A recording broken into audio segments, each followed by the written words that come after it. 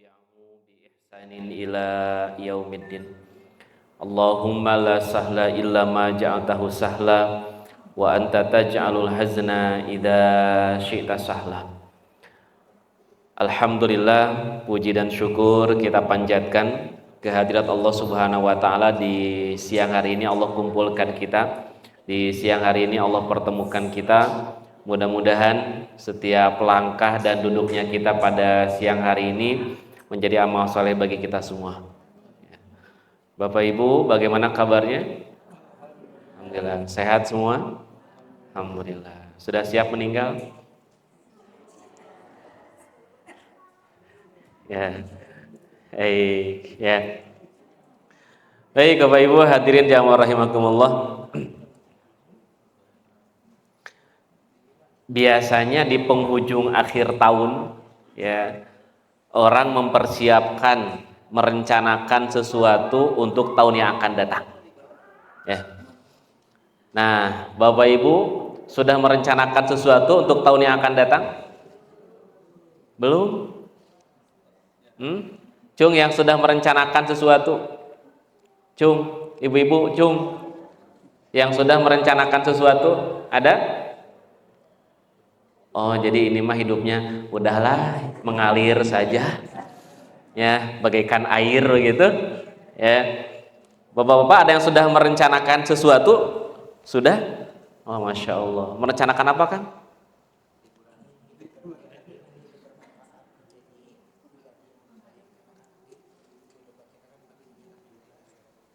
Masya Allah. Ya. Akang usia berapa? 26. Oh, sama. Beda dikit ya, gitu. Baik. Bapak Ibu hadirin jamaah rahimakumullah, sahabat-sahabat yang dimuliakan Allah Subhanahu wa taala. Seringkali ya masyarakat umum, manusia gitu ya, ketika di akhir tahun mereka merencanakan sesuatu untuk di tahun yang akan datang. Ya, hanya apa yang menjadi fokus kita, ya, seringkali kita merencanakan kehidupan yang baik, namun kita lupa merencanakan kematian yang baik, ya, gitu. Jadi seringkali kita merencanakan kehidupan yang baik. Saya pengen di tahun 2006, ya, saya pengen punya penghasilan omsetnya sekian.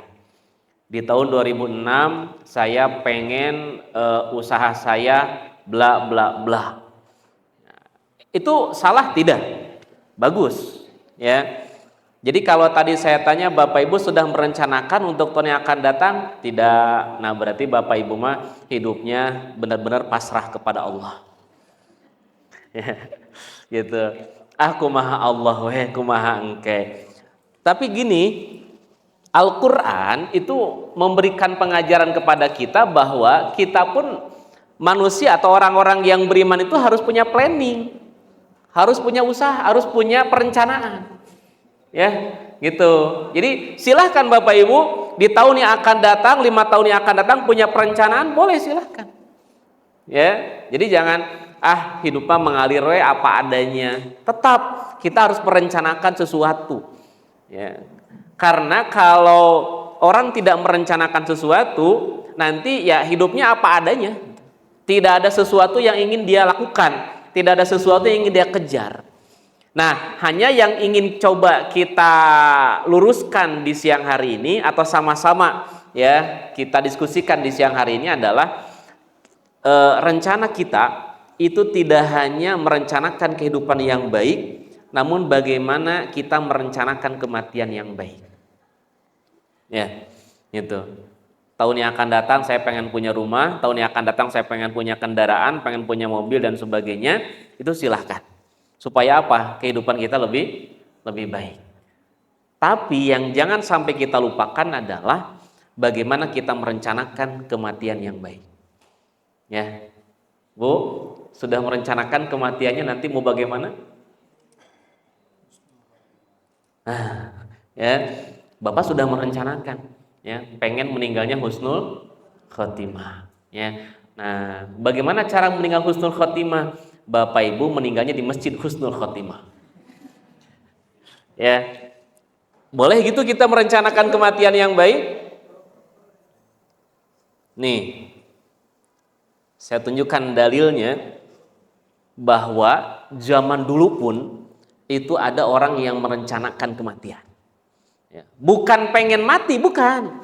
Ya, jadi kalau beda antara merencanakan kematian dengan pengen mati. Kalau orang yang pengen mati mah karena hidupnya dia hidupnya sudah pusing gitu. Jadi sudah pusing dengan kehidupan, sudah stres dengan kehidupan. Ya Allah, daripada hirup kieu wae mending maot we. Ya Allah, jodoh teh nggak datang-datang mending maot teh ya Allah. Ya, itu mah putus asa. Beda dengan merencanakan kematian. Ini saya bacakan ya. Ini dalam kitab Mustadrak Imam Ahmad. An Jabir bin Abdullah radhiyallahu anhu maqala kharaja alaina an-nabiy sallallahu alaihi wasallam faqala kharaja min indi khalili Jibril anifan faqala. Dari Jabir bin Abdullah radhiyallahu anhu ia berkata, Rasulullah SAW keluar menemui kami lalu bersabda, baru saja kekasihku Jibril datang kepadaku dan berkata, wahai Muhammad, demi zat yang mengutusmu dengan kebenaran, sesungguhnya ya Muhammad, wahai Muhammad, walladzi ba'atsaka bil haqq, demi yang mengutusmu dengan kebenaran, dengan al-haq, innalillahi abdan, sesungguhnya Allah memiliki seorang hamba, min abidihi, di antara hamba-hambanya, ala ra'si jabalin, yang tinggalnya di puncak gunung, ya, fil bahri, di tengah laut, arduhu wa tuluhu thalathuna dzira'an fi thalathina dzira'an, ya, yang lebar dan panjang gunung itu masing-masing 30 hasta, dan lautan mengelilinginya sejauh 4000 farsakh dari setiap arah. Itu ya Bapak Ibu. Kemudian terus nanti di bawahnya, di paragraf yang kedua, kedua dari bawah, fasa'ala robbahu. Kelihatan tidak Bu? Apanya? Nih. Nah ini nih. Fasa'ala robbahu azza wa jalla inda waqtil ajali. Fasa'ala robbahu, lalu dia memohon kepada Allah azza wa jalla. Dia meminta kepada Allah azza wa jalla inda waqtil ajali, ya, ketika ajalnya tiba, an yaqbidahu sajidan, agar Allah mencabut ruhnya sajidan, ketika dia sedang sujud, ya. Jadi ini seorang hamba, ya, seorang hamba di antara hamba-hamba Allah yang hidupnya di pegunungan, dan di dalam hadis ini Bapak Ibu, luar biasa bagaimana kenikmatan yang Allah berikan kepada orang ini. Ya, dan ini orang yang soleh. Ya, jadi dia orang yang soleh. Dia senantiasa mengerjakan sholat, ya. Dalam riwayat itu orang ini hidup selama 500 tahun, ya. Bayangin, dia hidup selama 500 tahun, dan dalam sholatnya dia meminta sama Allah, dia berdoa sama Allah, ya Allah, wafatkan saya ketika saya sedang sujud.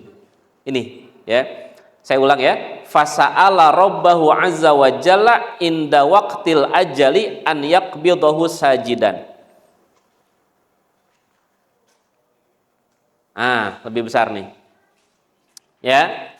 Lalu dia meminta kepada Allah ketika nanti tiba ajalnya, tiba kematiannya, an yaqbidahu sajidan, agar Allah mencabut ruh dari jasadnya itu sajidan, ketika dia sedang sujud, ya. Jadi dia minta sama Allah, dia merencanakan dengan cara dia berdoa sama Allah, ya Allah, nanti ketika saya wafat, engkau cabut ruh dari jasad saya, tolong cabut ruh dari jasad ketika saya sedang sujud, ya. Ini permintaannya Bapak Ibu. Pertanyaannya, dikabulkan tidak doanya? Dikabulkan tidak doanya?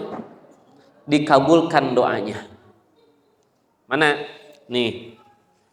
Hatta, sehingga ba'atsahu, ya, sehingga ketika ba'atsahu itu datang kematiannya, Allah mengutus malaikat ya, untuk mencabut ruhnya, wa huwa sajidun, dan orang itu sedang sujud.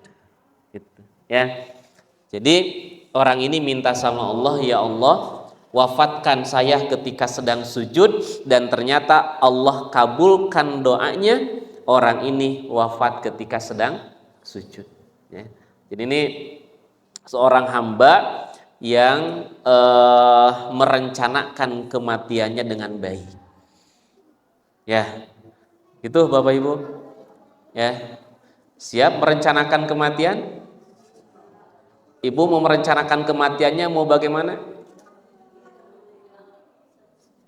Meninggalnya pengen dalam kondisi apa? Nya husnul khotimah teh siga kumaha? Ibu pengen meninggalnya dalam kondisi sholat. Terus dalam kondisi apa lagi? Nah, lagi pengajian. Ya, gitu. Karena kalau orang yang sedang ngaji, kata Nabi, fahuwa fisabilillah. Orang yang sedang di majelis taklim, di majelis ilmu, orang itu sedang berada di jalan Allah. Jadi Bapak Ibu sekarang, Bapak Ibu sedang berada di jalan Allah. Kalau Bapak Ibu meninggal saat ini, berarti meninggal dalam kondisi syahid. Husnul khotimah tidak? Husnul khotimah. Mau sekarang?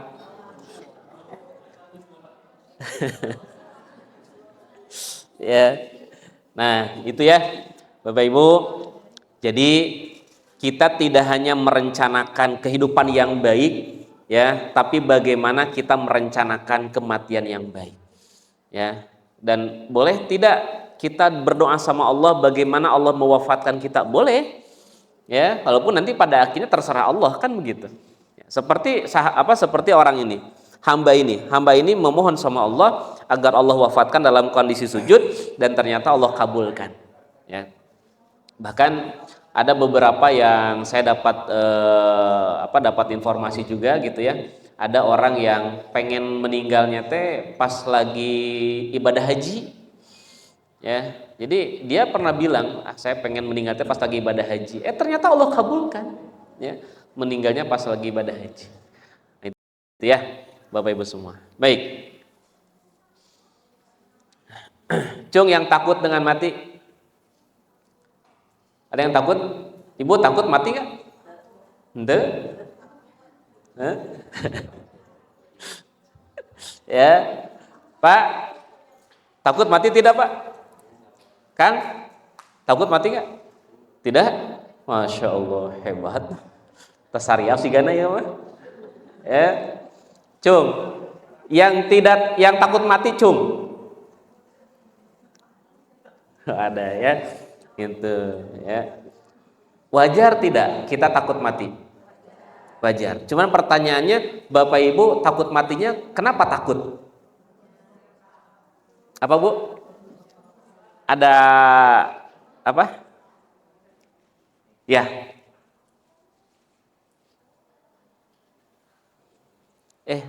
Ibu yang kerudung coklat boleh? Bekal naon, Bu?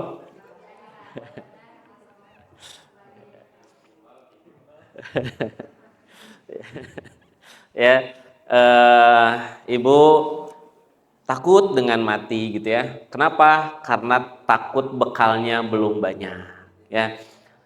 Amal solehnya belum banyak. Insya Allah, Bu, mudah-mudahan dengan Ibu hadirnya saat ini ke Istiqomah, ini bisa menjadi bekal Ibu buat nanti dibawa ke akhirat, ya.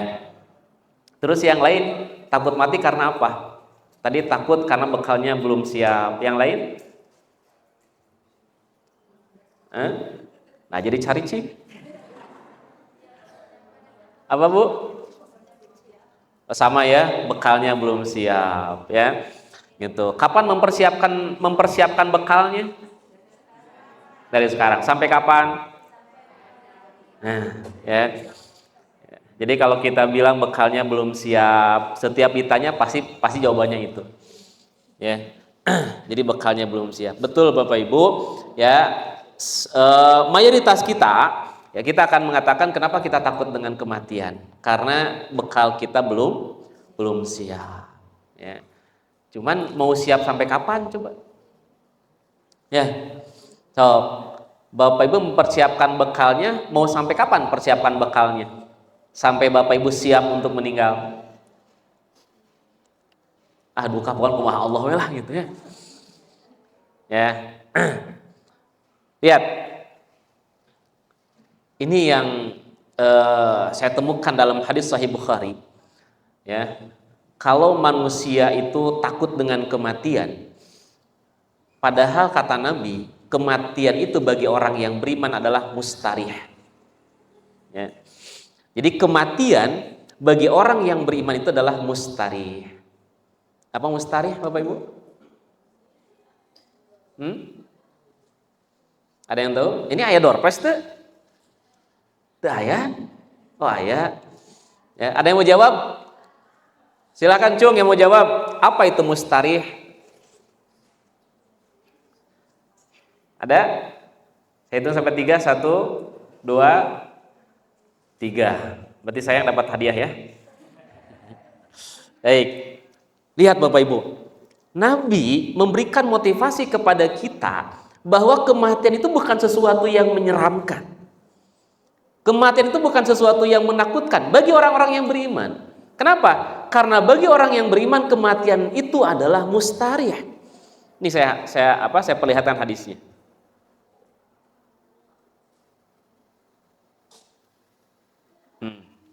Ya. An Abi Qatadah bin Rib'i al-Ansari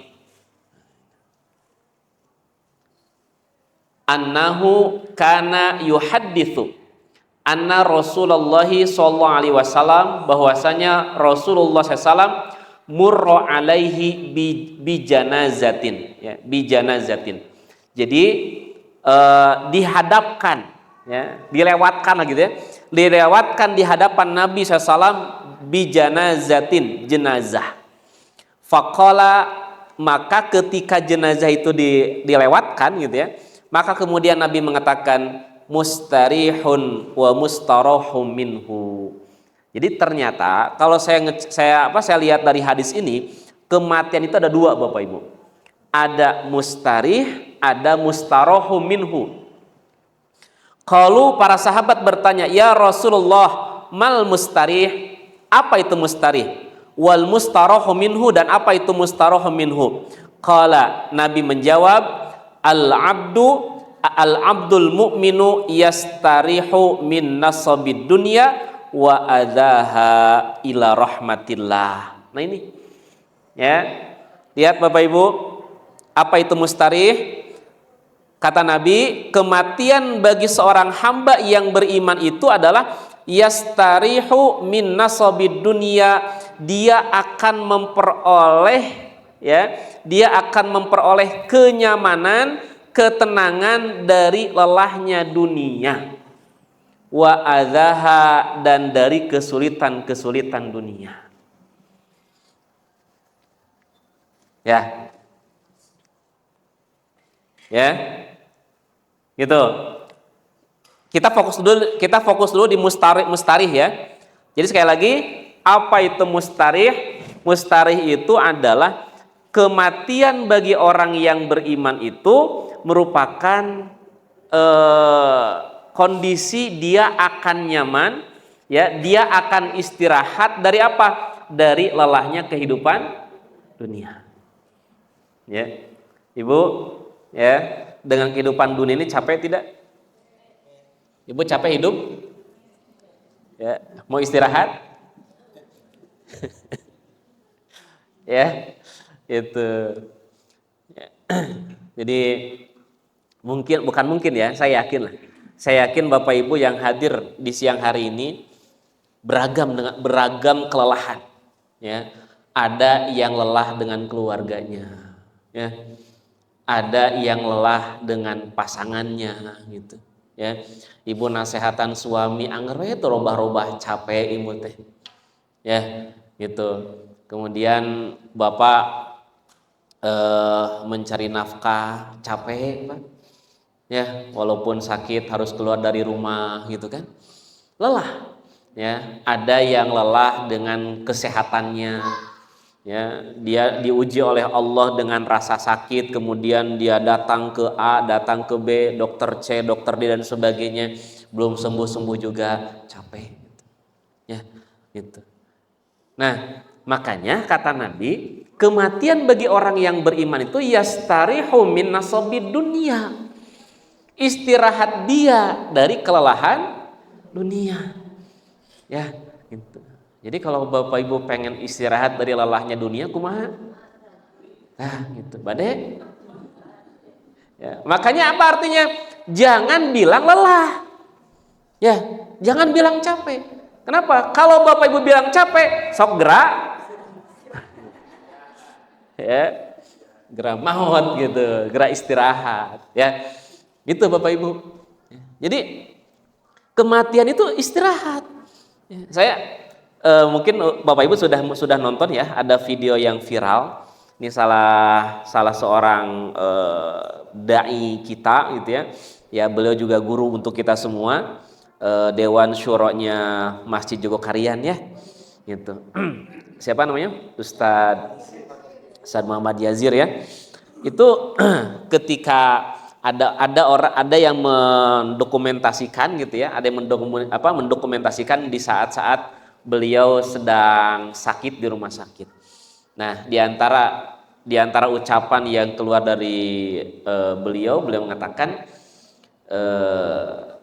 justru bagi orang yang beriman alam barzah itu kebahagiaan gitu. Ya. Jadi bagi orang yang beriman alam barzah itu kebahagiaan. Kematian itu adalah tempat nyaman bagi dia untuk istirahat dari kehidupan dunia. Untuk istirahat dari lelahnya kehidupan dunia. Ya. Jadi jangan pernah merasa bahwa kita ini akan nyaman hidup di dunia ini gitu. Mau diuji oleh Allah. Ya. Selama kita masih hidup, maka ujian itu pasti akan datang. Sama seperti mahasiswa atau sama seperti siswa. Selama dia berada di sekolah, maka pasti dia akan mengalami yang disebut dengan ujian. Ya. Kalau seorang mahasiswa, dia tidak pengen diuji, ya, kumaha carana? Tong sakola. Kan gitu? Ya. Nah, kalau Bapak Ibu tidak pengen diuji di dunia ini, kumaha carana? Tong hirup gitu. Ya. Jangan hidup. Meninggal saja biar tidak diuji ya. Kenapa? Karena hidup mah ujian, betul tidak? Iya. Sok lihat, saya menemukan beberapa surat di dalam Al-Quran itu tema besar pembahasan surat itu adalah tentang ujian. Apa contohnya? Surat Al-Buruj. Sudah apa surat Al-Buruj? Ya. Surat Al-Buruj itu tema besarnya tentang apa? Tentang ujian. Ya. Wa ma naqamu minhum, dan tidaklah mereka disiksa illa ayyuminu billah, kecuali disebabkan karena mereka beriman kepada Allah. Itu tema besar surat Al-Buruj, bagaimana Allah menceritakan orang-orang yang beriman mendapatkan siksaan karena keimanan mereka kepada Allah. Itu bagian dari ujian ya, gitu. Jadi sekali lagi Bapak Ibu semua, nikmati saja ya. Kalau saat ini ada yang sedang diuji ya, pengen nikah tapi jodohnya belum datang ya, nikmati saja ya. Ada yang sudah punya calon tapi belum ada biaya buat nikah gitu. Ya, sudah nikmati ya gitu ya, tapi dah usah capek capek kunaon, capek dibully ku babaturan ya, iraha kawin cenah teu kawin wae gitu ya, domba ge kawin cenah. Waduh ya, sudah biarkan ya. Jadi kalau ada yang mencela, ada yang mengejek, itu mah ada bagian dari ujian kehidupan dunia Bapak Ibu ya, gitu. Diuji dengan ekonomi ya, diuji dengan kesehatan ya, bahkan bisa jadi nanti ada yang diuji dengan tetangga gitu ya, keluarga balager tetangga piomongan gitu. Itu selalu ada ya, selalu ada, tidak akan pernah berhenti ujian menimpa kepada kita ya. Sampai kapan ujian terhenti? Ya, ujian itu akan terhenti Bapak Ibu. Musibah akan terhenti kepada kita ketika kita mengalami puncak musibah ya. Jadi setiap kita ya yang hadir siang hari ini, bahkan seluruh manusia itu akan diuji oleh Allah dengan berbagai musibah. Hanya nanti ada musibah yang memang harus disikapinya dengan sabar, ada musibah yang harus disikapinya dengan syukur, tapi dua-duanya juga musibah. Ya, memang kan kalau dalam Kamus Besar Bahasa Indonesia dan memang dalam pola pikir kita, itu yang disebut dengan musibah itu sesuatu yang tidak mengenakan. Ya, bencana, kemiskinan gitu ya, maka kita sebut dengan musibah. Tapi jarang kita menyebut musibah kalau kita dapat nikmat gitu. Ya, ibu punya uang 100.000, kemudian uang itu hilang, musibah nggak? Musibah. Ya, ibu besoknya dapat uang dari suami, ya, suami ngasih uang ke ibu 1 juta, musibah bukan? Musibah bukan? Nah, kita nggak katakan kalau kita dapat uang disebutnya musibah kan? Ya, padahal dua-duanya musibah. Ini kalau dalam konteksnya bahasa Arab ya. Jadi kalau dalam konteksnya bahasa Arab, apa itu musibah? Musibah itu sesuatu yang menimpa kepada kita, maka disebut dengan musibah. Ya, sekali lagi, kalau konteksnya bahasa Indonesia, dalam Kamus Besar Bahasa Indonesia betul, musibah itu sesuatu yang menyakitkan, yang menyengsarakan, penderitaan, musibah. Tapi kalau sesuatu yang nikmat tidak kita sebut dengan musibah. Ya, tapi kalau dalam konteks bahasa Arab, dua-duanya disebut dengan musibah. Makanya lihat di dalam Al-Quran surat Al-Hadid, ya, Al-Hadid atau At-Taghabun, ma asaba mim musibatin fil ardi wala fi anfusikum. Tidak ada satu musibah pun yang menimpa kepada diri kalian atau yang menimpa di muka bumi ini illa fi kitabim min qabli an nabraha, kecuali itu sudah ditetapkan oleh Allah sebelum manusia ciptakan. Ya. Kemudian ayat yang selanjutnya apa? Ayat yang selanjutnya likaila ta'sau ala ma fatakum, jangan berputus asa dengan sesuatu yang tidak ada pada kalian. Wala tafrahu bima atakum, dan jangan sampai sombong dengan sesuatu yang Allah berikan kepada kalian. Nah, ayat itu di atasnya bicara tentang musibah. Jadi musibah itu ada sesuatu yang kemudian menyakitkan kita, tapi ada musibah yang bentuknya itu bukan menyakitkan, ya, tapi membahagiakan. Gitu. Makanya nanti sikapnya kalau tidak sabar, syukur gitu.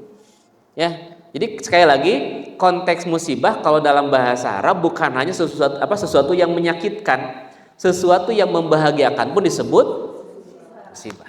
Ya. Ibu hilang uang, musibah bukan? Musibah. Kenapa? Karena menimpa kita. Ya. Kalau ibu dapat uang, musibah bukan? Saya ulang, ya. Tadi musibah teh apa? Sesuatu yang menimpa, ya. Jadi sesuatu yang menimpa kita maka disebut dengan musibah. Bapak hilang uang, musibah bukan? Musibah. Bapak dapat uang, musibah bukan? Musibah. Ya, hanya kalau hilang uang itu musibah, tapi sikapnya bagaimana? Sabar. Ketika dapat uang itu musibah, sikapnya tah gitu. Ya, gitu. Jadi mau musibah sabar atau mau musibah dengan syukur? Ya. Emang yakin bisa sukses kalau dapat musibahnya syukur gitu? Ya. Qarun, ya. Qarun itu kan awalnya miskin. Kemudian Allah timpakan kepada Qarun, Allah berikan kepada Qarun harta yang banyak. Sukses nggak? Apa lolos ujiannya tidak? Tidak. Ya. Jadi Qarun justru malah jauh dari Allah. Itu gara-gara Allah kasih nikmat yang banyak, harta yang banyak. Ya, Bapak Ibu, orang yang banyak istighfar itu orang yang sehat atau orang yang sakit? Nah, kalau orang sakit banyak istighfar. Ya, kalau ibu lagi sehat sok banyak istighfar, Tara. Nah, Ya. Jadi artinya gini, artinya bahwa banyak orang yang justru dia bisa lebih dekat dengan Allah, ya, dia sukses ketika apa? Ketika Allah uji dia dengan musibah yang menyakitkan dia. Ya. Tapi banyak orang yang tidak lolos, banyak orang yang tidak sukses ketika Allah uji dia dengan sesuatu nikmat. Gitu. Ya, dengan sesuatu nikmat banyak yang tidak lolos. Gitu. Itu ya, Bapak Ibu hadirin jamaah rahimakumullah. Nah, jadi al-abdul mu'minu yastarihu min nasabid dunya. Seorang hamba yang beriman itu ketika dia meninggal yastarihu min nasabid dunya, maka dia akan istirahat dari lelahnya kehidupan dunia, ya. Makanya jangan sampai kita merasa lelah, ya. Walaupun capek, ya nikmati saja. Gitu ya, gitu. Kecuali kalau Bapak Ibu sudah tidak pengen capek lagi, ya itu tadi, maka segeralah istirahat, gitu. Ya, segera istirahat Bapak Ibu, ya, gitu. Nah, tadi saya sampaikan, kenapa Allah terus memberikan ujian kepada manusia dari satu musibah pindah ke musibah yang lain? Karena nanti semua kita akan mengalami puncak musibah, ya. Semua kita Bapak Ibu, semua kita akan mengalami puncak musibah. Apa itu puncak musibah? Kematian. Allah cantumkan dalam Al-Quran, ya, alladzina idza asabathum musibatul maut. Ya. Jadi ketika orang-orang yang Allah berikan musibah kepada mereka dengan musibatul maut, musibah kematian. Gitu. Jadi musibah kematian adalah puncak musibah. Jadi kalau saat ini Allah timpakan musibah dengan cara kesulitan ekonomi, dengan cara sakit, dengan cara kesulitan-kesulitan yang lainnya, maka ini sebagai bentuk pembelajaran, sebagai bentuk latihan. Kenapa? Karena kita akan mengalami UAS, ya, gitu ya, ujian akhir. Bukan UAS atau namanya UAH, ya, ujian akhir hidup, gitu, ya. Bapak Ibu, kita akan mengalami ujian akhir dari kehidupan kita. Kenapa? Karena puncak musibah itulah yang akan menentukan siapa diri kita. Itu akan menentukan apakah kita ini orang yang baik, apakah kita ini orang yang soleh. Yang akan menentukannya adalah bagaimana akhir dari kehidupan kita, gitu, ya. Oleh karena itu Nabi mengatakan kematian itu nanti ada dua, ada husnul khatimah, ada su'ul khatimah, ya. Husnul khatimah adalah kematian yang baik dan su'ul khatimah adalah kematian yang buruk. Nanti para ulama merinci bagaimana bentuk-bentuk husnul khatimah, gitu, ya. Baik, itu ya Bapak Ibu hadirin jamaah rahimakumullah. Jadi sekali lagi, ujian-ujian yang saat ini kita alami, musibah-musibah yang saat ini kita jalani, ini adalah sebagai bentuk latihannya Allah kepada kita, ya. Karena nanti kita akan mengalami puncak dari musibah, yaitu kematian. Sudah siap Bapak Ibu menghadapi kematian? Wah, luar biasa. Ini yang hadir orang-orang soleh dan solehah semua, ya, itu. Jadi sudah mempersiapkan bagaimana nanti kematiannya. Ya. Kenapa disebut dengan puncak musibah Bapak Ibu? Kenapa disebut dengan puncak musibah? Karena tidak ada musibah yang paling berat dan paling sulit kecuali kematian. Tidak ada musibah yang paling berat dan paling sulit kecuali kematian, ya, gitu. Kalau ibu merasakan sakit hati karena suami nikah lagi, itu belum seberapa, ya. Itu belum seberapa dibandingkan dengan bagaimana rasa sakit yang dialami oleh seseorang ketika menghadapi kematian. Tapi rasa sakit itu bagi siapa?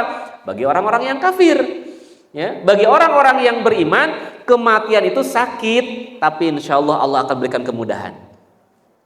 Sampai kalau saya baca dalam kitab Sahih gitu ya, nanti ada orang yang kalau orang yang meninggalnya dalam kondisi mati syahid itu dicabut ruhnya seperti digigit semut Bapak Ibu, ya, Jadi dicabut ruhnya itu seperti digigit semut gitu.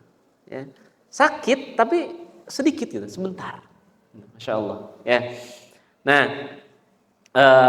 sekali lagi, kenapa kematian itu menjadi puncak musibah? Karena ada 3 peristiwa, ya, ada 3 peristiwa besar yang akan dialami oleh seseorang ketika menjelang kematian. Ya, gitu. Sekali lagi, kenapa kematian itu disebut dengan puncak musibah? Karena akan ada 3 peristiwa besar yang dialami oleh seseorang ketika menjelang kematian. Ini saya ngomong kayak gini bukan saya pengalaman Bapak Ibu. Ada si Ustadz pengalamannya, bukan. Ya. Apa? Ini saya temukan dalam kitab Al-Qurtubi, ya, dalam kitab Tazkirah fi Ahwalil Mautah. Apa peristiwa pertama yang akan dialami oleh seseorang ketika menjelang kematiannya? Yang pertama adalah Allah akan bukakan tabir kegaiban. Ya. Jadi Allah akan bukakan tabir kegaiban. Bapak Ibu yang sekarang sedang hadir di tempat ini, ya, yakin ada malaikat yang bersama kita? Tahu dari mana? Kelihatan nggak malaikatnya? Ayat tapi tidak. Saya ulang. Bapak Ibu kita sedang hadir di sini. Ada malaikat yang hadir bersama kita? Kelihatan tidak? Tahu dari mana ada?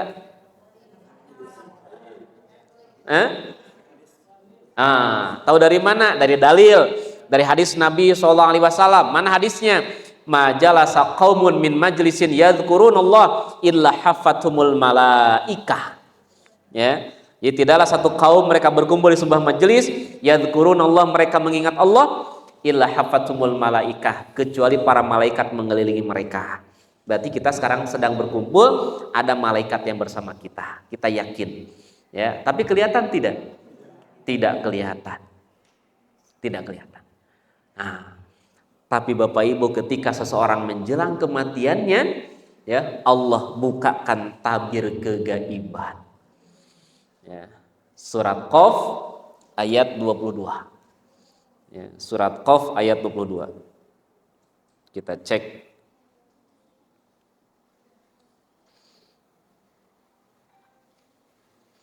Sadabai, bisa dibacakan ayatnya? Ya. Biar terasa indah. Ya. Surat Qaf surat 50 ya. Surat 50 ayat 22.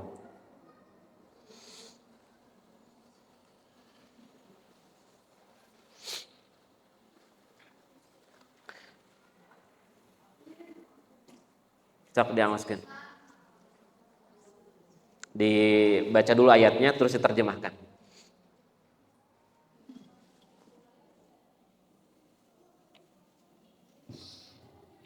A'udzu billahi minasy syaithanir rajim. Laqad kunta fi ghaflatin min hadha fakashafna 'anka ghita'aka fabasarka al-yawma hadid.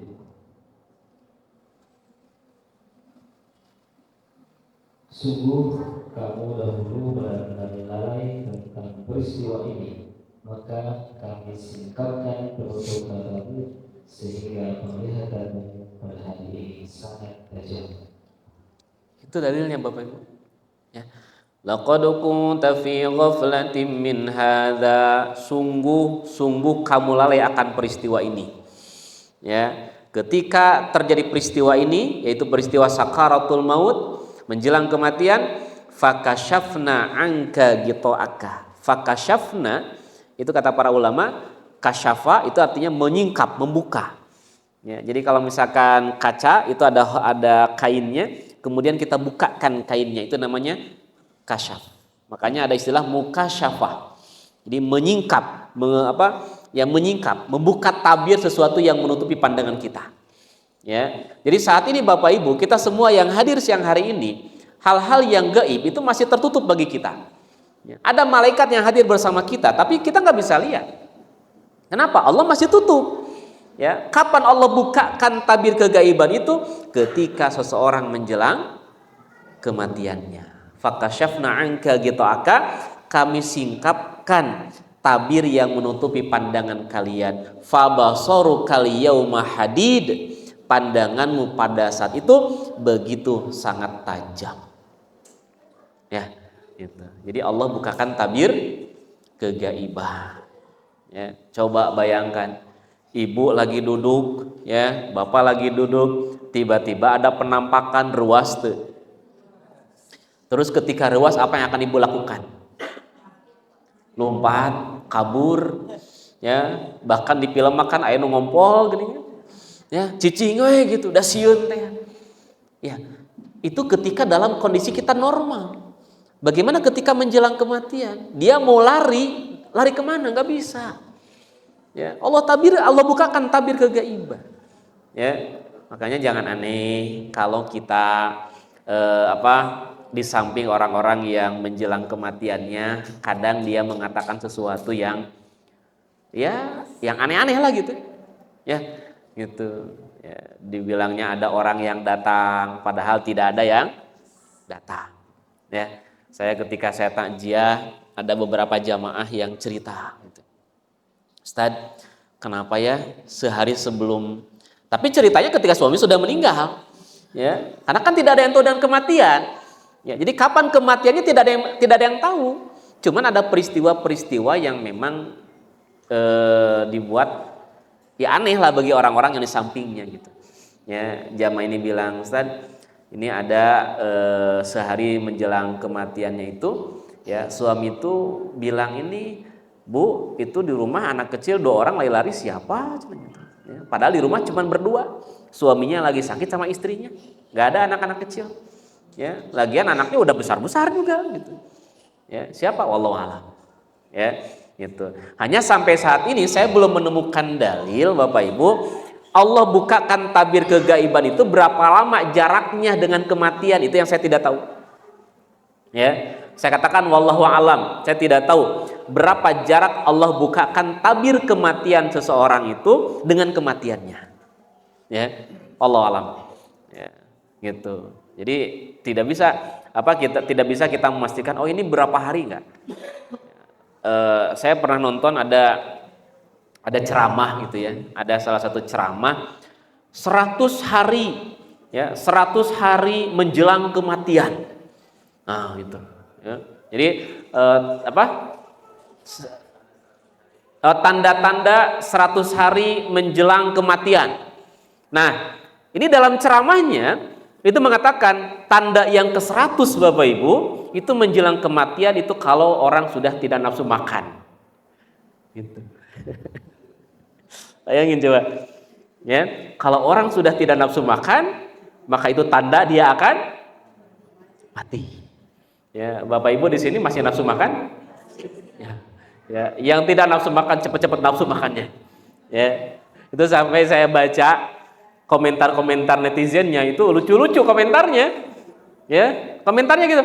Alhamdulillah ya Allah masih nafsu makan ya Allah gitu. Ya gitu. Itu saya coba cek gitu ya. Apakah ada tanda-tanda 100 hari menjelang kematian? Saya cek dalam kutubus sittah ya, 6 kitab hadis itu tidak saya temukan. Ya, dalam kitab-kitab tafsir juga tidak saya temukan. Saya coba sodorkan ke teman-teman para asatiz ya, para ustadz, coba tolong cek hadis ini gitu ya, tentang riwayat ini, ternyata tidak ada riwayat dhaif pun tidak ada. Ya, jadi riwayat yang lemah pun tidak ada. Gitu. Artinya itu mungkin lebih kepada apakah itu pengalaman seseorang atau bagaimana gitu. Ya, wallahu a'lam. Gitu. Karena tidak ada tanda-tanda khusus, nggak ada. Ya. Kalau dalam riwayat-riwayat, dalam hadis-hadis ada tanda-tanda di mana itu tanda bahwa memang kematian sudah semakin dekat. Contoh, di dalam Al-Quran Allah menyebut angka secara khusus. Ini Quran, ya. Angka berapa Bapak Ibu? angka 40. Ya. Hatta idza balagha arba'ina sanah, ketika dia sudah mencapai usia 40. Nah, kalau orang sudah mencapai usia 40 itu tanda. Ya. Jadi alarm pertama itu sudah Allah kasih kepada dia. Gitu. Bapak Ibu sudah 40 belum? Sudah. Ya. Gitu. Sudah lewat, ya. Artinya kalau sudah usia 40, maka sudah semakin semangat dia untuk mengerjakan amal soleh. Ya. Makanya nanti kalau orang sudah usia 40, ada 5 fokus dia. Ada 5 fokus dia. Apa fokus yang pertama?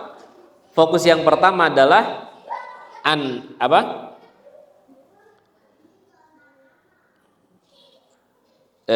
yang hafal suratnya? Ibu sudah lebih dari 40? Sudah lebih? Ya. Sudah hafal 5 fokus yang harus diutamakan? Kumaha tuh? Ya. Makanya sudah lebih dari 40? Ya. Bapak-bapak sudah lebih 40 belum? Belum, cenah bapak. Ya, masih tilu salapan. Baik, ya. Al-Ahqaf ayat berapa? Al-Ahqaf ayat 15. Alhamdulillah kita punya hafiz Quran. Al-Ahqaf ayat 15. Mangga silakan Bapak Ibu dibuka.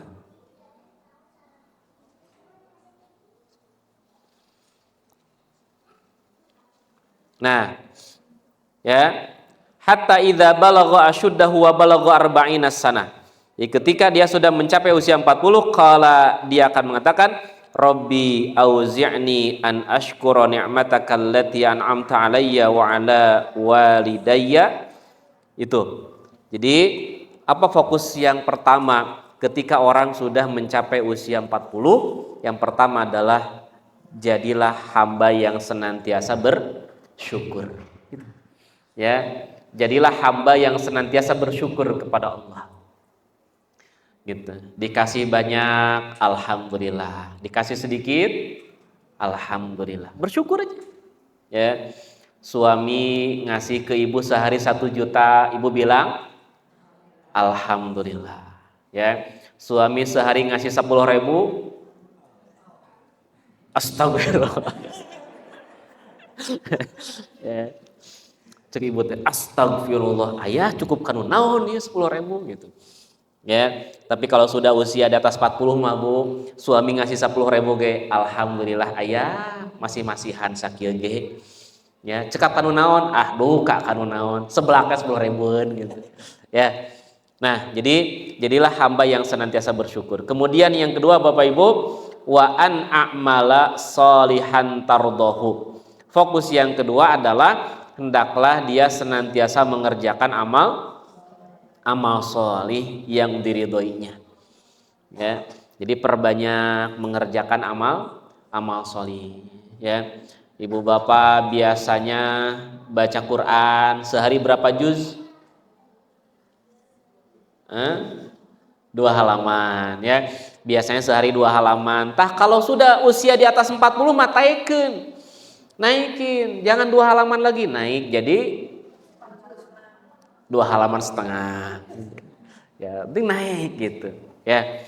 Nah, kalau dulu jarang saum sunnah. Nah, kalau sudah usia di atas 40 mah rajin saum sunnah gitu. Ya. Tapi kelihatan sih dari wajah-wajahnya wajah-wajah yang soleh-solehah semua di sini, insyaallah. Ya. Gertol tahajud teh gitu. Ya. Kelihatan dari apa? Jam sakieu nundutan. Gitu. Karena bangunnya terlalu malam. Ya gitu. Baik. Kemudian yang ketiga Bapak Ibu, fokus yang ketiga adalah wa aslih li fi dzurriyyati. Ya. Wa aslih li, perbaikilah bagiku fi dzurriyyati, keturunanku. Ya, jadi fokus yang ketiga kalau orang sudah usia 40 adalah memperbaiki keturunan. Maksudnya apa? Maksudnya hadirkan kebaikan-kebaikan kepada generasi kita. Hadirkan kebaikan-kebaikan kepada anak-anak kita. Supaya apa? Ketika bapak ibu tidak ada, nanti dilanjutkan oleh anak-anak kita. Ya, gitu. Bapak ibu biasa sedekah ke masjid, ya. Ketika bapak ibu sudah tidak ada, kebaikannya dilanjutkan oleh anak-anaknya, sehingga nanti ini akan menjadi jariyah bagi bapak ibu semua. Ya, jadi fokus, ya, fokus bagaimana menghadirkan kebaikan untuk diri kita dan menghadirkan kebaikan untuk generasi kita, untuk anak-anak kita, gitu ya. Nah kemudian yang keempat adalah inni tubtu ilaika. Kalau sudah usia 40, hendaklah banyak bertaubat. Ya, jadi banyak bertaubat. Imam Ahmad bin Hambal di bawah usia 40 beliau keliling negara, keliling dunia. Ketika sudah usia 40, beliau diam. Ya, beliau diam di pondok, beliau diam di pesantren, mengajarkan ilmu, ya, mendidik, mengkader dan sebagainya. Itu Imam Ahmad bin Hambal. Fokus, ya, bertobat kepada Allah. Ya. Kemudian yang kelima, wa inni minal muslimin. Ya. Nah, fokus yang kelima adalah jadilah orang-orang yang muslim, orang-orang yang berserah diri. Baik. Kita kembali ke sini Bapak Ibu hadirin jamaah rahimakumullah. Ya. Jadi dari hadis ini yang diriwayatkan oleh Imam Al-Bukhari nomor 6031 bahwa kematian itu adalah istirahat. Jadi menakutkan tidak, Bu? Nah, jadi siap meninggal?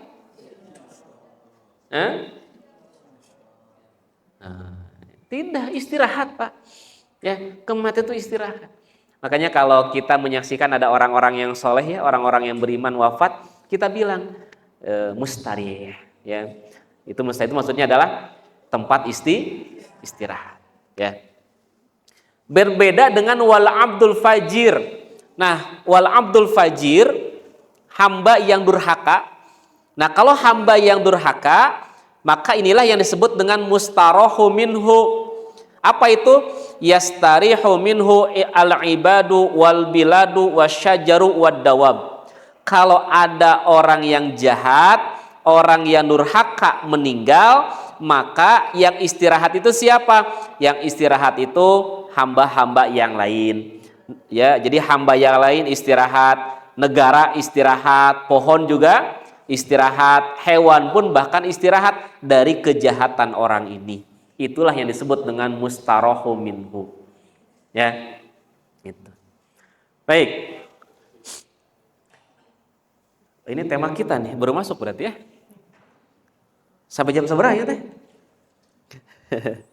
Ya, baik. Tadi sudah disampaikan ya. Apa itu? Ya, dalam bahasa kita yang visi. Jadi visi itu adalah pandangan ke depan, arah hidup atau tujuan besar yang ingin dicapai. Perlu nggak sih visi dalam hidup ini, Bapak Ibu? Ya, kenapa perlu? Ya. Kenapa kita perlu visi dalam hidup ini? Yang pertama adalah iblis saja punya visi dan misi dalam kehidupannya. Ya, piraku Bapak Ibu elehku iblis, ya. Iblis saja punya visi dan misi dalam kehidupannya. Apa visi iblis? Jangan lu bicara misi ya. Visi iblis apa? Apa, Bu? Visi iblis adalah menggoda manusia. Ya, jadi kalau ada orang yang menggoda, ada perempuan menggoda suami orang, itu visi iblis itu. Ya, nah, lihat apa visi iblis? Ini ayatnya. Ya, kita pakai dalil ya. Nah, ini visi iblis Bapak Ibu. Qala fabima aghwaytani la aqudanna lahum siratakal mustaqim. Iblis menjawab, karena engkau telah menghukum saya sesat, ya, saya benar-benar akan menghalangi manusia dari jalan engkau yang lurus. La aqudanna lahum siratakal mustaqim. Jadi iblis dalam hidupnya punya satu visinya. Apa visinya? menyesatkan manusia, menghalangi manusia dari jalan yang lurus. Itu visinya. Ya, gitu. Jadi kenapa ini penting? Iblis aja punya visi, masa kita nggak punya? Gitu, ya. Nah, selain iblis punya visi, maka iblis pun punya misi. Ya, misi ini adalah untuk mencapai visi. Apa misinya? Ada berapa aja dulu lah. Coba, ada berapa misi iblis untuk mencapai visi ini? Ada yang tahu, Bu? Pak? Misinya ada berapa? Silakan, ada yang menjawab. Cung? Oh, tidak ada. Baik. Misi iblis Bapak Ibu ada 4. Ya. Visinya 1, menghalangi manusia dari jalan yang lurus. Misinya ada 4. Nih. Nah, surat Al-A'raf ayat 17. Tsumma la'atiyannahum min baini aydihim wa min khalfihim wa an aymanihim wa an syama'ilihim. Kemudian saya akan mendatangi mereka dari arah depan, ya, min baini aydihim dari arah depan, wa min khalfihim dari arah belakang, wa an aymanihim dari sebelah kanan, wa an syama'ilihim dan dari sebelah kiri. Jadi iblis punya misi dalam hidupnya, bagaimana cara menghalangi manusia dari jalan yang lurus, yaitu iblis akan mendatangi manusia dari arah depan, dari arah belakang, dari arah kanan dan dari arah kiri. Coba Bapak Ibu pada lompat ke mana? Ya. Di depan ada, di belakang ada, di kanan, di kiri juga ada. Terus kita mau lari kemana? Halo? Kumaha cara ngolongan iblis? Ya. Nah, ini perlu penafsiran Bapak Ibu. Ya. Sekarang gini, kalau kita bicara logika ya, manusia itu makhluk yang terlihat. Iblis makhluk yang tidak terlihat. Ya. Kemudian iblis melihat kita, kita tidak bisa melihat iblis. Gitu. Kalau ditarungkan nih, ya, dipertarungkan antara manusia dengan iblis. Manusia tidak bisa lihat iblis, iblis bisa melihat manusia. Ini kalau tarung Bapak Ibu, siapa yang bakal menang? Yang bakal menang siapa? Iblis. Kenapa? Mereka melihat kita, kita tidak melihat mereka. Ya, sok Bapak tarung jeung abdi gitu. Ya, abdi bisa melihat Bapak tapi Bapak tidak melihat saya.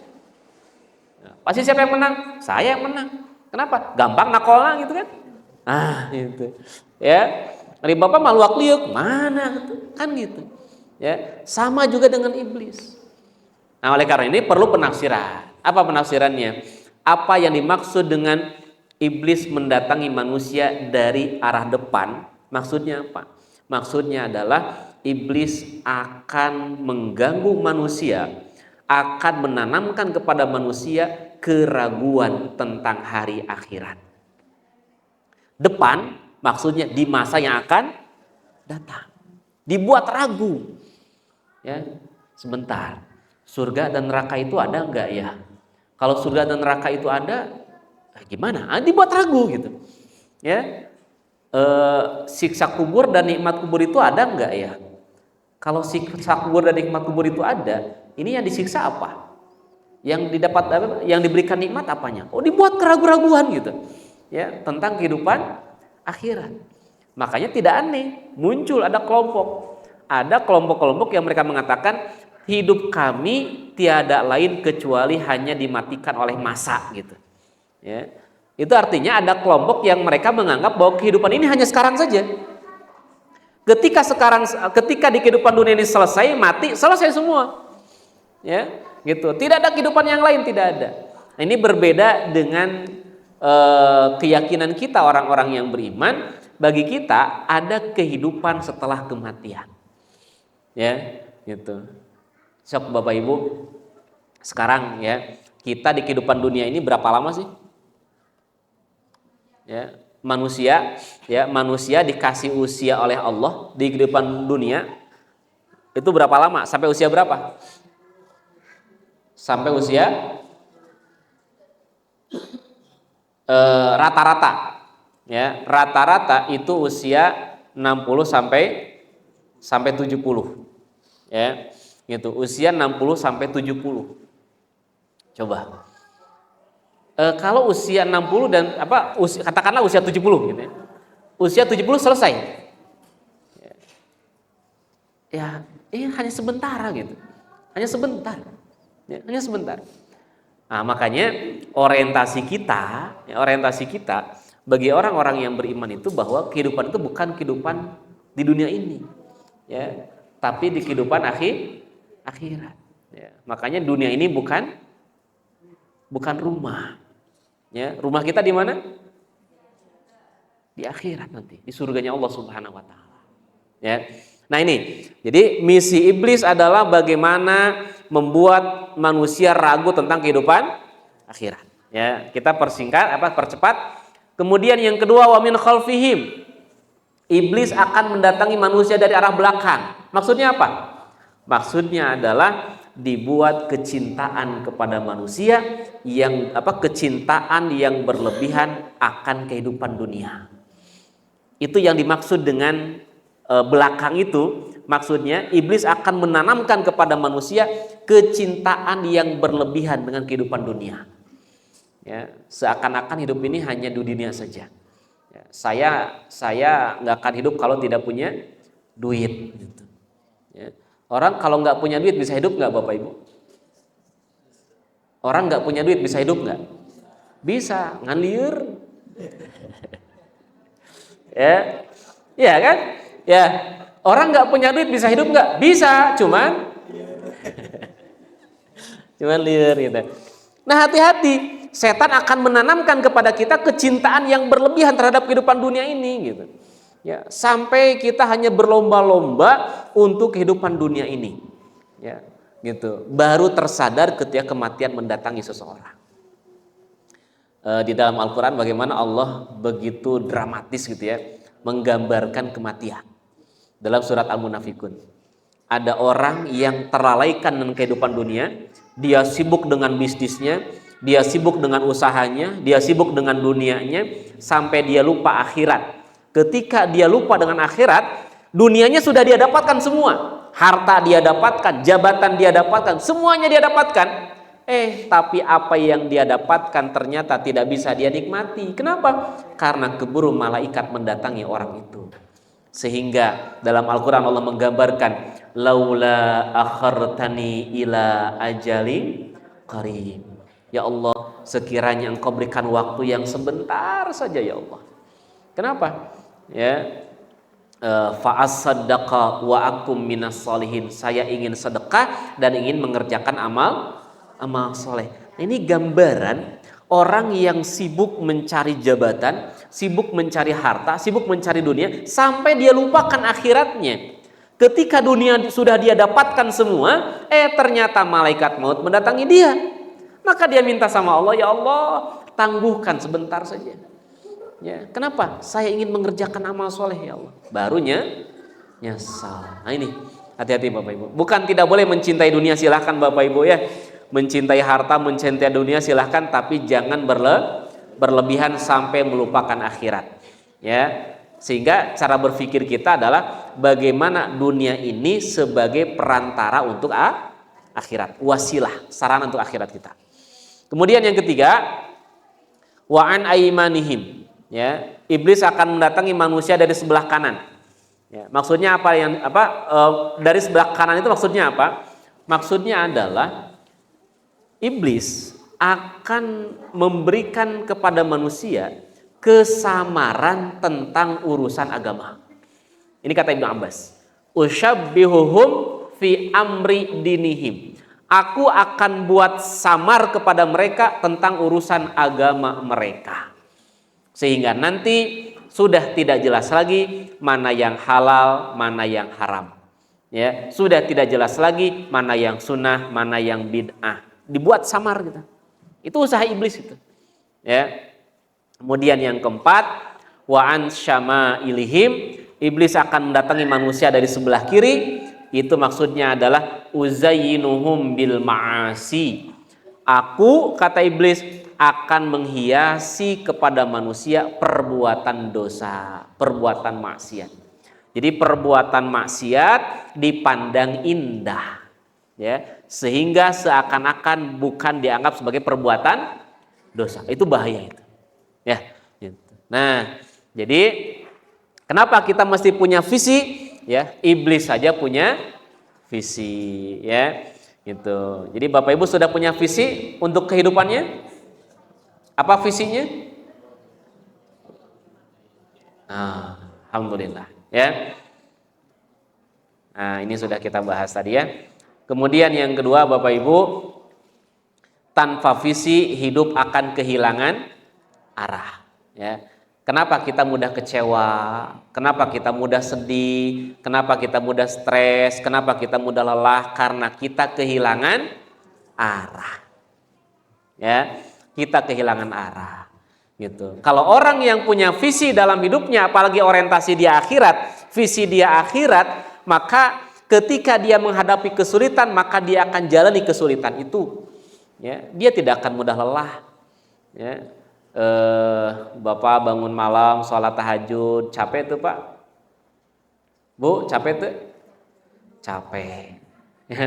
Lu tunduk, lelah dan sebagainya. Tapi kalau kita punya visi akhirat, ya, maka kita tidak akan merasakan kelelahan itu. Kenapa? Ini bagian dari kehidupan yang harus kita jalani.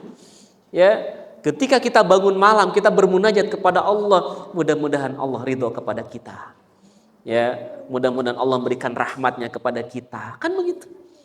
Ya, nah, kenapa kita mudah lelah, kita mudah stres gitu? Karena kita nggak jelas arah kita mau kemana gitu. Ya, baru dibilang sama orang, kamu masuk alim, kamu masjid wae, akhirnya itu ke masjid. Nah itu ke masjid Kang, capek, capek, dia di poyokan wae, nggak, biarin aja. Ya, biarin. Orang ngejek kita dianggap so alim, so soleh, so pinter, biarin, nggak apa-apa, urusan dia kan gitu. Ya, kita mah jalan we, yang penting Allah ridho gitu. Ya, Anda meni so alim, ya nggak apa-apa, yang penting Allah ridho sama saya, kan gitu. Ya, ini Bapak Ibu, jadi penting kita memiliki visi, dan visi kita adalah visi akhirat. Agar apa? Agar hidup kita tidak kehilangan arah. Ya. Bu, sakit ya. Sakit itu baik atau buruk? Saya ulang. Sakit itu baik atau buruk? Serius baik? Ya. Nah, sakit itu baik, Bu? Baik, ya. Sok ngomel Tara. Ya. Nah, kalau kita tahu visi kita kan bukan dunia ini. Visi kita adalah akhirat. Ketika Allah timpakan sesuatu yang tidak menyenangkan kepada kita, maka karena visinya akhirat, dia tidak akan menganggap buruk sesuatu yang ditimpakan kepada dirinya. Enggak. Dia tidak akan menganggap buruk. Kenapa? Karena buruk itu pandangan kita, ya. Kan kalau dalam pandangan manusia sehat itu baik. Ya, dalam pandangan manusia kan, sehat itu baik. Sakit buruk. Tapi kalau dalam pandangan Allah, sehat baik, sakit baik, tidak ada yang buruk. Ya, tidak ada yang buruk. Ya, tentu kalau kita menyaksikan ya ada keluarga atau ada tetangga yang sakit, ya kita kadang kasihan gitu ya. Kasihan dalam pandangan kita. Tapi ketika Allah uji dia dengan sakit, justru memang itu bukti cinta dia, bukti cinta Allah kepada hamba itu. Ya, gitu. Nah, makanya jangan sampai kita beranggapan bahwa ini buruk. Enggak. Bisa jadi Allah menaikkan derajat kita ini karena ujian yang ini gitu. Ya. Makanya kata para ulama Bapak Ibu, sholat itu ibadah. Ketika seseorang sholat, dia sedang beribadah kepada Allah. Ketika ada orang yang sakit, kemudian dia sabar, ibadah bukan? Itu. Ya. Jadi ketika dia sedang sakit, maka dia sedang beribadah kepada Allah sama seperti dia sedang sholat. Ya. Gitu. Tidak ada yang buruk. Ya, jangan kita punya anggapan bahwa sakit ini buruk, enggak, baik kok. Ya, buruk itu dalam pandangan kita. Walaupun memang kita minta sama Allah, ya jangan sampai kita minta sama Allah, ya Allah kasih saya sakit ya Allah, asa sehat wae ya Allah. Jangan. Ya, tentu kita minta sama Allah, ya Allah berikan al-afiyah, berikan kesehatan yang sehatnya bisa semakin taat. Gitu. Ya, ini ya Bapak Ibu. Makanya ada nggak sih orang yang sakit kemudian sakitnya sampai bunuh diri? Ada. Berarti memang orang yang seperti itu bukan orientasinya akhirat. Orang yang tidak memiliki visi akhirat. Ya, sakit kemudian dia bunuh diri. Ada orang yang sakit kemudian datang kadukun gitu. Ya, datang ke dokter A, B, C, D, belum sembuh-sembuh juga, akhirnya nggak saya orang datang ke dukun, orang cobaan ke dukun, sugan cager cina gitu. Datang we ke dukun Bapak Ibu, ternyata pas datang ke dukun, dukun lagi gering. Ya. Ya. Ternyata dukunnya sedang datang ke dokter gitu. Ya, itu Bapak Ibu ya.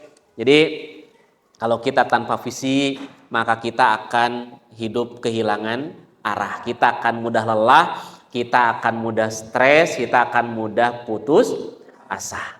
Ya, maka coba perjelas kembali apa visi dari kehidupan kita. Ya,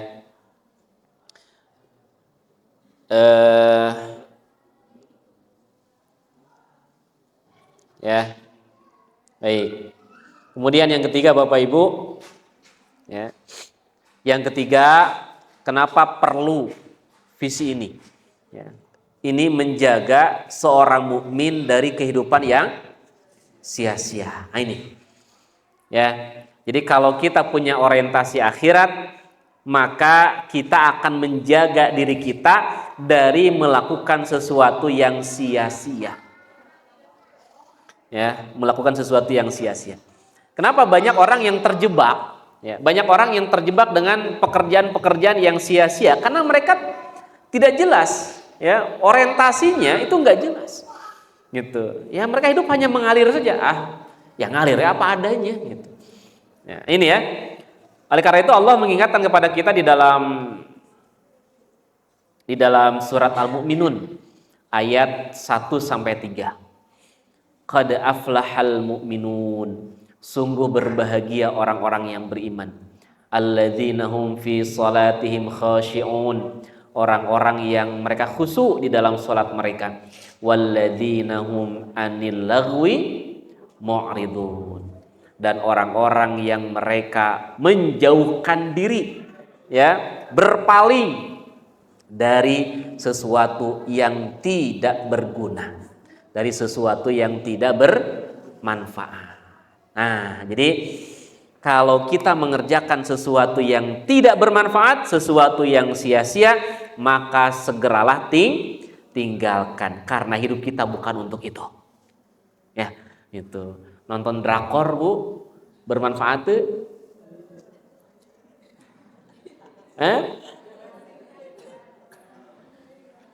Ya. Pak, mancing sia-sia tuh?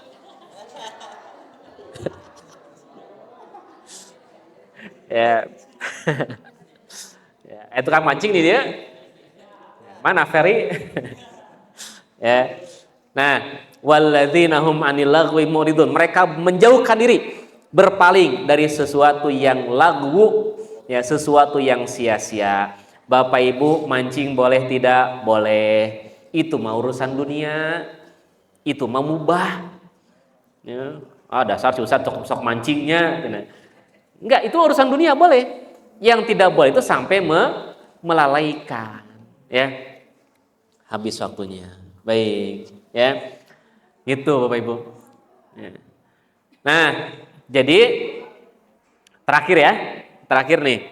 Jadi yang dimaksud dengan walladzina hum 'anil lagwi mu'ridun, mereka menjauhkan diri dari hal yang berpaling dari hal yang sia-sia itu. Apa yang dimaksud dengan lago atau lagun? Ini kata Ibnu Abbas. Kata Ibnu Abbas, yang dimaksud dengan lagun adalah al-batil, melakukan sesuatu yang batil. Ya, gitu. Jadi melakukan sesuatu yang batil. Jadi apa contoh yang batil? Misalkan hal-hal yang dilarang oleh Allah, ya. Hal-hal yang diharamkan oleh Allah, itu sesuatu yang batil. Kalau dalam muamalah, misalkannya dalam muamalah, kalau itu ada transaksinya, misalkan ada goror, ya. Jadi ada goror, ada ketidakjelasan, ada maisir, ada perjudian, itu namanya batil, gitu, ya. Kemudian yang kedua, lagun itu apa? Lagun itu adalah anil ma'asi. Jadi walladzina hum 'anil lagwi mu'ridun, dan mereka menjauhkan diri dari hal yang sia-sia. Yang dimaksud dengan sia-sia itu tadi yang pertama adalah al-batil, ya. Kemudian yang kedua al-ma'asi, menjauhkan dari maksiat. Ya. Maka kalau Bapak Ibu punya visinya adalah akhirat, masuk surganya Allah, maka jauhi maksiat. Jauhi maksiat. Ya. Apa contoh maksiat, Pak? Contoh maksiat apa? Apa? Maksiat contohnya apa? Ya, meninggalkan sholat. Tentu insya Allah Bapak Ibu mualahnya, ya pasti di sini mah menjaga sholat, gitu. Ya, bentuk maksiat yang lain apa? Yang sering terjadi bahkan? Gibah. Ya, gibah maksiat bukan? Dosa kecil, dosa besar? Masih? Ya. Nah, Bapak Ibu, kalau orientasinya akhirat, maka kita tinggalkan dari hal yang sia-sia. Apa itu? Tinggalkan dari maksiat seperti gibah. Ya. Bapak Ibu lagi ngagibah, lagi ngomongkeun batur. Ingat, orientasi saya akhirat, eureun. Gitu, ya. Ngancek babaturan teh, ka tuh kagok teruskeun we atuh. Ya. Ya, kagok teruskeun we gitu. Kayak geus beres ngagosipna urang istighfar. Ya, istighfar babarengan. Ya. Ini Bapak Ibu hadirin yang rahimakumullah, ya. Terakhir, lagun itu apa?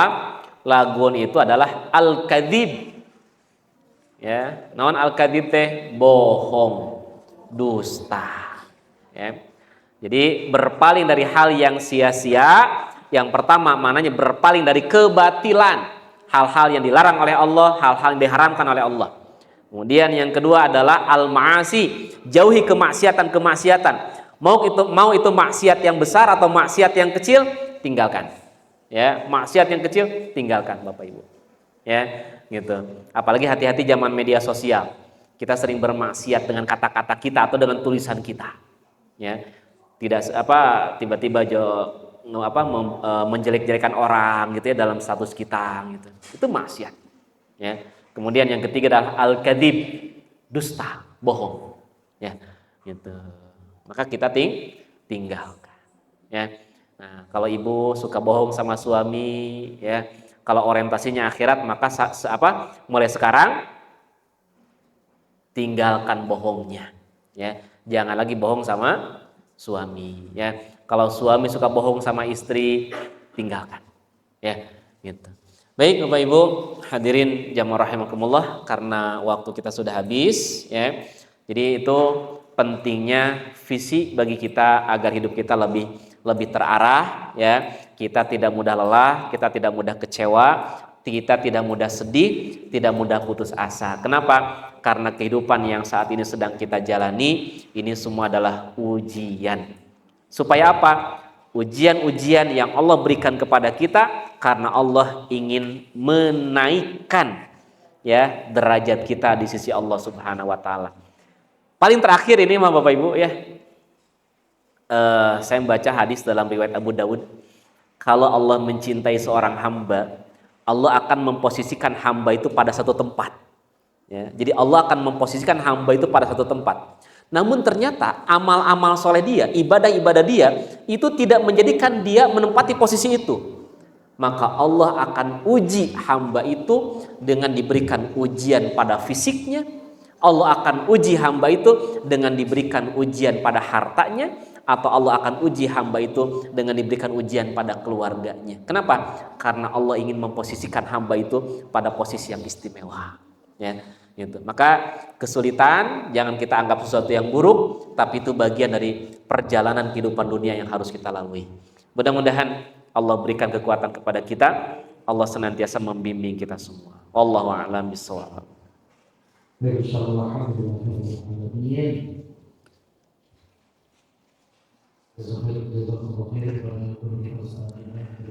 Amin. Yang kembali kualitas yang kita ya baru semua.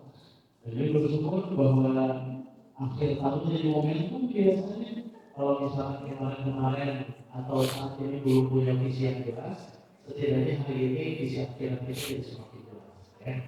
Ya, namanya tanya jawab ini sudah banyak yang masuk ya. Nanti kalau ada yang mau tanya itu belum boleh.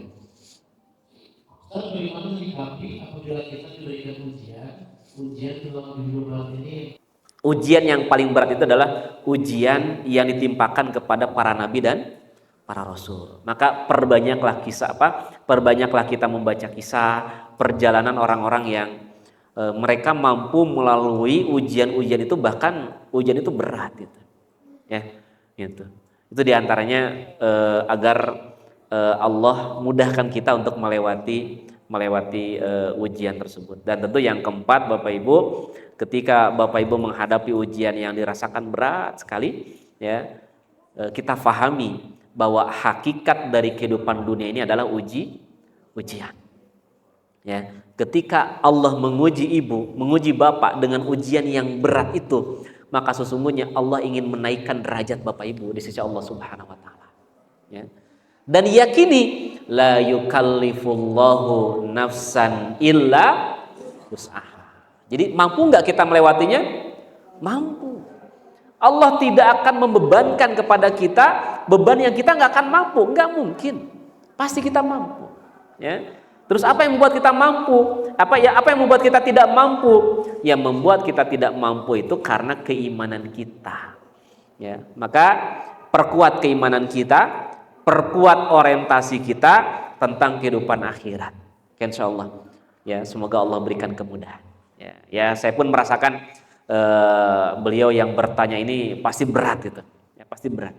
Tapi kalau kita sadari Bapak Ibu, banyak di luaran sana yang ujiannya bahkan lebih berat dari kita. Ya, lebih berat dari kita. Gitu. Allah a'lam bishawab. Baik.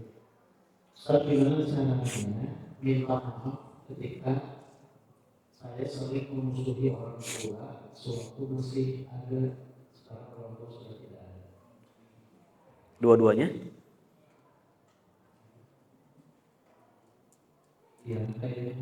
Ya, mau dua-duanya, mau salah satu gitu ya. Ya. Jadi bagaimana cara minta maaf orang tuanya sudah tidak ada gitu? Oh, ya. Gimana ya? Ya. Ya, kalau orang tua kita sudah tidak ada, bagaimana kita minta maaf kepada orang tua kita? Ya tentu tidak minta maaf seperti secara langsung ya, karena sudah tidak ada. Gitu. Minimal melakukan kebaikan untuk orang tua. Ya, sebagaimana ada seseorang sahabat, dia bilang kepada Rasulullah, "Ya Rasulullah, kalau orang tua saya masih ada, kemudian saya tahu, saya paham bagaimana saya berbuat baik kepada orang tua saya. Ya, tapi kalau orang tua saya sudah tidak ada, bagaimana saya bisa meminta maaf atau berbuat baik kepada orang tua saya?" Maka kata Nabi, cara seorang anak untuk berbuat baik kepada orang tuanya, untuk menebus kesalahan-kesalahan dia, misalkannya kalau dia punya kesalahan di masa lalu, ada beberapa cara. Yang pertama adalah bistighfari lahuma, mintakan ampun untuk kedua orang tuamu. Itu kata Nabi. Ya, jadi kalau orang tua kita sudah tidak ada, maka jangan pernah berhenti mintakan ampun untuk orang tuamu. Karena Bapak Ibu ternyata permohonan ampun seorang anak untuk orang tuanya, itulah yang menaikkan derajat orang tua terus naik gitu. Itu saya temukan dalam hadis, itu ada orang tua, ada seseorang yang ketika di akhirat itu derajatnya naik terus gitu. Ini kok derajat saya naik terus gitu ya. Jadi kalau level nikmat mah kok ini naik terus, kenapa ya gitu. Ternyata kata Nabi, bistighfari lahuma, itu disebabkan istighfar dari anak-anakmu. Ya. Jadi istighfar anak, permohonan ampun anak kepada orang tuanya, itu yang akan menaikkan derajat si orang tua terus naik gitu. Ya, gitu. Kalau sekarang karena orang tua sudah tidak ada, kita nggak bisa minta maaf sama orang tua, mintakan ampun untuk orang tua kita. Ya, kapan terakhir Bapak Ibu kita mintakan ampun untuk orang tua kita? Ya, gitu. Itu yang pertama. Kemudian yang kedua adalah doakan. Ya. Jadi satu, mintakan ampun, secara khusus mintakan ampun, ya Allah ampuni kesalahan-kesalahan orang tua, ya Allah ampuni dosa-dosa orang tua itu. Kemudian yang kedua adalah doakan orang tua kita, ya gitu, doakan orang tua kita. Kemudian yang ketiga, lanjutkan kebaikan-kebaikan orang tua, gitu. Ya, jadi lanjutkan kebaikan-kebaikan orang tua. Misal, dulu orang tua itu setiap bulan dia ngasih sumbangan ke pesantren, ya ke pondok pesantren, gitu. Maka lanjutkan, Bapak Ibu, ya lanjutkan untuk memberikan sumbangan atau misalkan membantu kemakmuran pesantren itu. Ya, orang tua biasa ke masjid, ya ke masjid ngasih bantuan ke masjid, maka kita lanjutkan, gitu, ya. Jadi lanjutkan kebaikan-kebaikan yang pernah dilakukan oleh orang tua kita. Kemudian yang keempat adalah sambungkan silaturahim dengan teman-teman orang tua kita. Itu kata Nabi.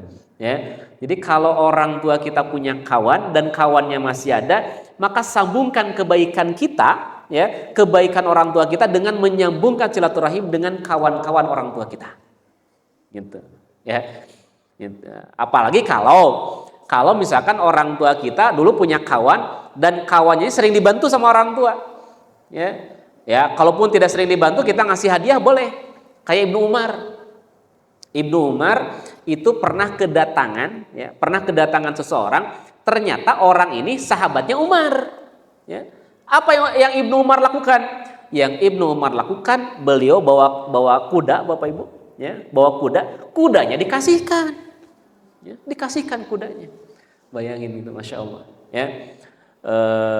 Kita lagi bawa motor, ketemu sama teman teman orang tua kita, ya kasihkan motornya, ya, orang, ya. Sampai sahabat yang berada di samping Ibnu Umar itu ya sedikit protes gitu ya. Ibnu Umar muncul bahasa orang mah atau tong kitu-kitu teuing lah, udah we kasih 50.000, kasih 100.000, iya mah kuda dikasihkan gitu. Ya, apa kata Ibnu Umar?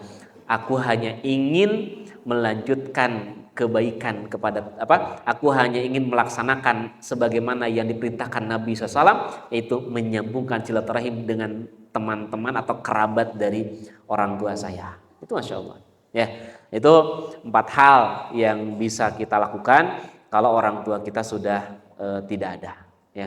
Wallahu a'lam bishawab. Bagaimana caranya untuk istiqomah terus-menerus terhadap ujian yang Allah berikan? Karena sekarang kawan ketika dihadapkan dengan ujian kita jadi pesimis dan kehilangan arah, dan mungkin bisa sampai berusaha kepada Allah. Ya. Yang pertama tentu Bapak Ibu jangan sampai kita berburuk sangka sama Allah. Ya. Jangan suudzon sama Allah. Ya, gitu. Tapi tetaplah yakin kepada Allah bahwa apa yang Allah timpakan kepada kita itu insya Allah terbaik bagi kita. Ya. Makanya nanti orang ketika ditimpa musibah, itu kalau saya baca dalam kitab Riyadhus Shalihin, itu kalau orang ditimpa musibah itu ada 4. Yang pertama, ada orang yang dia marah-marah gitu. Ya, ketika ditimpa dengan musibah dia marah-marah, dia kecewa, ya, dengan musibah yang menimpa kepada dirinya. Kemudian yang kedua, ada orang yang sabar, ya, ada orang yang sabar. Nah, yang ketiga itu ada orang yang ridho. Ya, jadi beda. Saya lupa satu lagi apa gitu ya. Jadi ada orang yang marah-marah ketika dia ditimpa dengan musibah itu.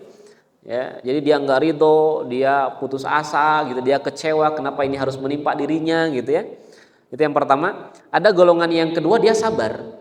Ya, kalau orang yang sabar, ketika Allah timpakan ujian itu dia suka atau tidak? Dia tidak suka, tapi dia sabar. Ya, apa arti sabar coba? Sabar itu apa artinya? Menahan. Ya, sabar itu artinya menahan diri.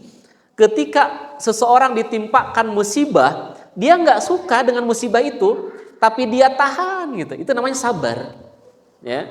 Nah yang ketiga, ada orang yang bukan hanya sabar, tapi dia ridho.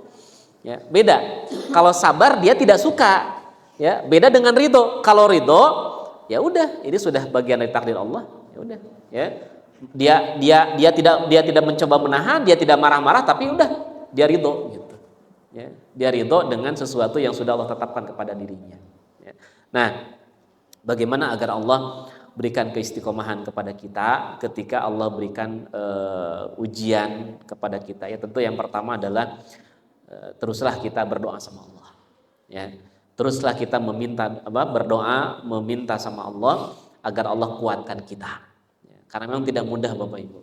Ya, tidak mudah ketika ujian itu datang kepada kita. Ya, sekali lagi, nanti ada ujiannya dalam bentuk sesuatu yang menyakitkan, ada ujian yang menyenangkan bahkan. Itu dua-duanya ujian. Ya, jadi, jangan pernah berhenti untuk berdoa kepada Allah. Di antaranya doa agar Allah berikan kekuatan kepada kita, agar kita tidak menyimpang, agar kita tidak berputus asa, tidak sampai suudzon, ya, tidak sampai berburuk sangka sama Allah.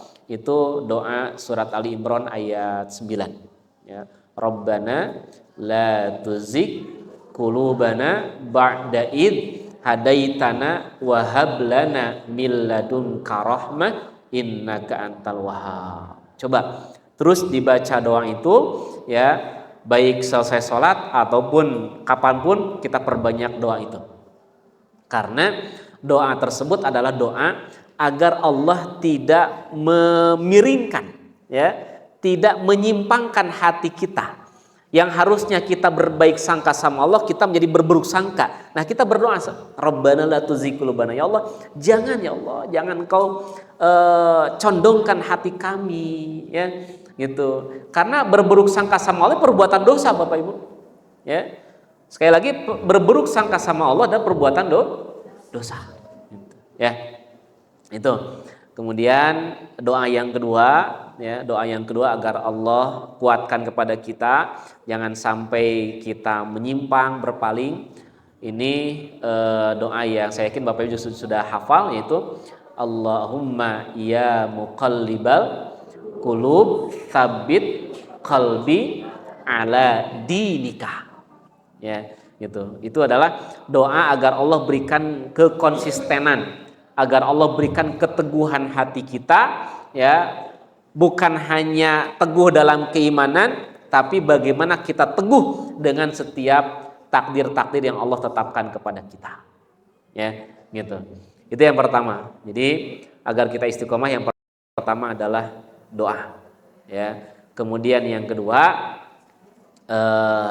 kita mendatangi, ya, mendatangi kawan-kawan yang soleh, kawan-kawan yang baik, kemudian kita minta penguat, ya, kita minta penguat dari kawan-kawan kita, ya, bisa dengan doa ataupun mungkin dengan nasihat-nasihat dari kawan kita, ya, gitu.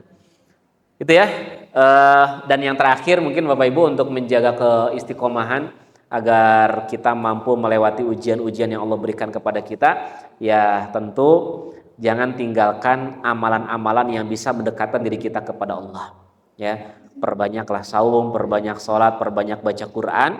Mudah-mudahan dengan amalan-amalan itu, ya, Allah berikan kemudahan kepada kita agar kita melewati ujian-ujian tersebut. Ya, Allah a'lam bishawab. Ya, cukup. Ya, Bapak Ibu, itu yang bisa kita bahas pada kesempatan siang hari ini, ya. Mari di akhir tahun ini kita perkuat kembali apa yang menjadi tujuan dalam hidup kita, apa orientasi kita, ya, agar kita tidak salah arah dalam hidup ini. Ya. Semoga Allah senantiasa membimbing kita, semoga Allah senantiasa menjaga kita semua. Ya. Rabbana zalamna anfusana wa illam taghfir lana wa tarhamna lanakunanna minal khasirin. Rabbana la tuzigh qulubana ba'da idh hadaitana wa hab lana min ladunka rahmah innaka antal wahhab. Rabbana atina fid dunya hasanah wa fil akhirati hasanah wa qina adzabannar. Aqulu qouli hadza wa astaghfirullah li wa lakum. Wassalamu alaikum warahmatullahi wabarakatuh. Waalaikumsalam warahmatullahi wabarakatuh.